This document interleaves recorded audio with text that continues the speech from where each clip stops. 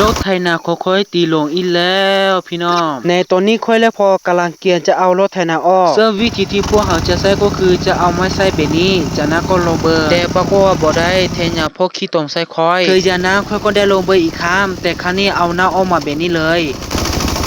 เมื่อวิธีแรกบ่ได้ผลค่อยและพอจะพยายามอีกครั้งซึ่งในครั้งนี้ก็จะใช้วิธีเดิมแต่ว่าจะให้มันดีขึ้นมาบอกกันว่าครั้งนี้จะเป็นแนวใดสามารถออกมาได้หรือบ่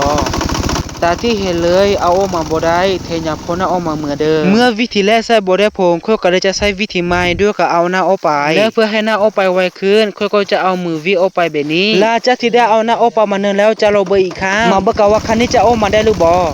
ในครั้งนี้ก็ได้ผลแล้วเหมือนเดิมเอาออกมาบ่ได้พวกเขาสอบพ่อลูกก็เลยจะต้องพยายามต่อไปจนกว่าจะเอาออกมาได้แต่ตอนนี้พวกเขาหิวข้าวแล้วขอตัวไปกินข้าวก่อนหลังจากที่กินข้าวแล้วค่อยมาต่อมาเฮ็ดภารกิจต่อในการเอารถแทนเอาจะติดลมเบนี้ก่อนที่จะไปกินข้าวค่อยและพอได้พยายามเต็มที่แล้วแต่ว่าเฮ็ดบ่สำเร็จตาที่ค่อยได้บ่ไปพวกเขาจะต้องพยายามเต็มที่จนกว่าจะเอารถแทนออกมาได้ซึ่งในครั้งนี้พวกเขาจะใช้วิธีเอาแม่งขึ้นมาเบนี้เพื่อให้ติดรถแทนออกมานิดนึงจากนั้นก็จะเอาไม้ใส่อยู่ในใต้ตีนมาบอกว่าให้เบนี้แล้วรถแทนจะออกมาได้หรือบ่ผลลัพธ์ตาที่เห็นในตอนนี้เอาออกมาได้แล้วการไถนาเนื้อมือก็ได้ผ่าไป